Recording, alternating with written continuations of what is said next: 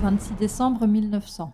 Un navire accoste sur une île perdue d'Écosse. Le phare est éteint depuis 11 jours. À l'intérieur, une table avec de la nourriture froide, des chaises renversées, une horloge qui ne tourne plus. Mais des 3 gardiens, rien.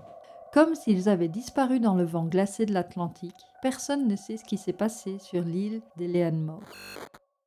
Je suis la comtesse de l'Ombre et aujourd'hui je vous emmène sur une petite île perdue au large de l'Écosse où 3 hommes ont disparu dans des circonstances, disons, troublantes. Cette histoire est vraie, documentée, mais jamais expliquée.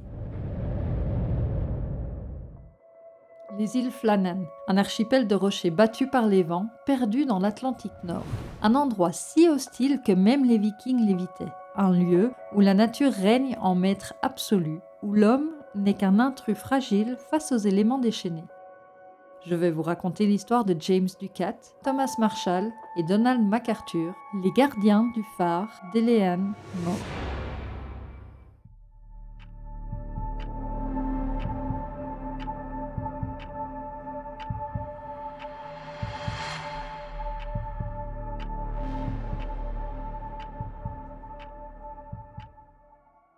Je m'appelle James Ducat. J'ai 43 ans. Je garde le phare d'Eleanmore. Et ce que je vais vous raconter, je l'ai vécu. Les îles Flannan sont 7 rochers plantés au milieu de l'Atlantique Nord, à 32 km des côtes écossaises. Les marins les appellent les 7 chasseurs. Personne n'y a jamais vécu. Mais les bergers y amenaient leurs moutons l'été. Et y repartaient avant la nuit. D'après eux, l'île serait hantée. Le phare a été construit entre 1895 et 1899 par George Lawson de Rutherglen. 4 années d'enfer pour les ouvriers. Un coût total de 6 914 livres. Une fortune à l'époque. Tout devait être hissé à 60 mètres au-dessus des falaises, directement depuis les bateaux. Le granit, les poutres, les machines. Ils avaient même installé des tramways avec embranchement. Les ouvriers l'appelaient Clapham Junction. Le 7 décembre 1899, le phare s'est allumé pour la première fois. 23 mètres de haut, visible à près de 40 km. Un bijou d'ingénierie planté sur un rocher maudit. En décembre 1899, on nous a envoyés là-bas. Thomas Marshall, 28 ans, le plus jeune, marié depuis peu, il avait accepté ce poste pour de l'argent. Donald MacArthur, 40 ans, on l'appelait aussi l'occasionnel, parce qu'il remplaçait souvent les autres. Un homme taciturne qui parlait peu, mais la mère, il la connaissait par cœur. Et moi. Notre boulot, garder le phare allumé, sauver des vies, 6 semaines sur l'île, 2 semaines de repos. Joseph Moore, le 4e, était en congé en ce mois de décembre 1900. Ce phare, beau, solide, mais l'île, oh là là, bon sang, c'est qu'île. Le vent n'arrêtait jamais. La mer montait si haut qu'on se demandait si elle allait nous emporter.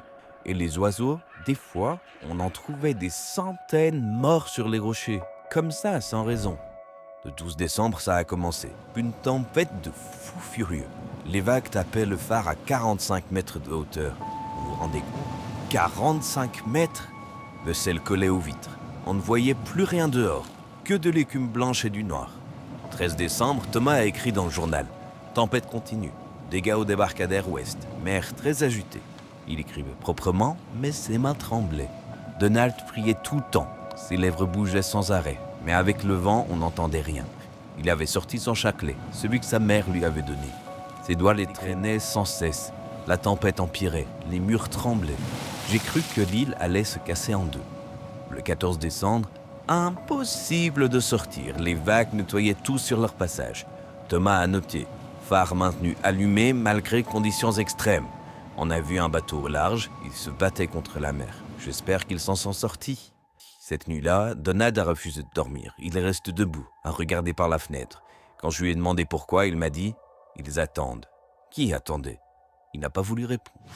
Le 15 décembre, vers midi, la tempête a faibli un peu. Pas complètement, mais assez pour qu'on puisse enfin respirer. La mer restait méchante, mais on pouvait enfin bouger.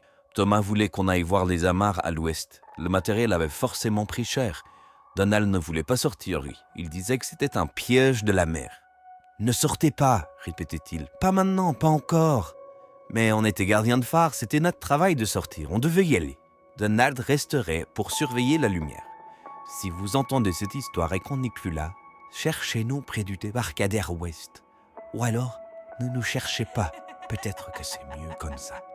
Ce qui s'est passé après, personne ne le saura jamais, mais Joseph Moore a trouvé des preuves. Le 26 décembre, il est arrivé avec le bateau de ravitaillement, l'Hespérus, en retard à cause du mauvais temps. Et ça faisait 11 jours que le phare était éteint. Pas de drapeau sur le mât, personne sur le quai. Le capitaine Harvey a klaxonné. Encore. Rien. Joseph a couru jusqu'au phare. La porte était fermée, mais pas à clé.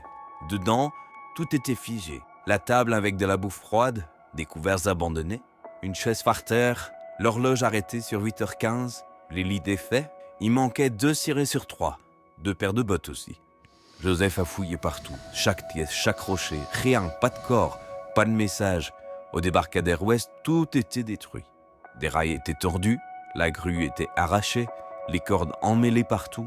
Les dégâts étaient considérables, bien plus que ce qu'une tempête normale pouvait causer. Mais nous, toujours rien. Voici un extrait du rapport officiel de Robert Muirhead, daté du 8 janvier 1901. Après examen minutieux des lieux, il apparaît que les 3 gardiens ont quitté le phare dans la soirée du 15 décembre pour sécuriser des équipements au débarcadère ouest. Une vague de dimensions exceptionnelles les a probablement emportés simultanément. Aucun élément ne suggère une intervention extérieure. Affaire classée. 124 ans après, on ne sait toujours pas. Le rapport Muirhead parle d'une vague géante, mais certains détails restent bizarres. La porte était fermée de l'intérieur. Le ciré manquant de MacArthur qui devait rester au phare. Ces dégâts exceptionnels au débarcadère. Et si Donald avait eu raison? Et si quelque chose les attendait vraiment cette nuit-là? Et si cette tempête d'une violence inouïe cachait autre chose? Moi, je crois qu'ils ont été appelés par quelque chose d'ancien, quelque chose qui habitait ces îles bien avant que l'homme n'y pose le pied. Et parfois, répondre à cet appel, c'est disparaître à jamais. Aujourd'hui, le phare marche tout seul, automatisé depuis 1971. Plus personne n'y vit, mais les pêcheurs du coin racontent que parfois, quand il y a de la tempête, on y voit 3 silhouettes près du débarcadère ouest. 3 hommes qui veillent encore, qui attendent, qui gardent leur secret. Car dans ces îles perdues, entre ciel et mer, la frontière entre le réel et l'inexpliqué disparaît complètement. Il existe encore aujourd'hui une plaque commémorative sur l'île, dédiée à leur mémoire. 3 noms gravés dans le granit. Rien de plus, pas de fleurs, pas d'explication. Juste le silence, le vent et ce feu qui ne s'éteint jamais. Ils ont disparu sans laisser de traces, figeant à jamais ce qu'était une soirée dans la vie d'un gardien de phare, avant que la tempête ne les fasse disparaître. Merci d'avoir écouté jusqu'au bout, je suis la comtesse de l'ombre. Likez et abonnez-vous si vous voulez d'autres histoires comme ça. La semaine prochaine, je vous emmène pour une disparition encore plus flippante. 2 enlèvements, même homme, même victime. Dites-moi en commentaire, accident ou mystère? Et vous, si on vous payait, vous accepteriez d'aller vivre sur cette île? Activez la cloche pour ne rien rater et n'oubliez pas, dans l'ombre, je veille.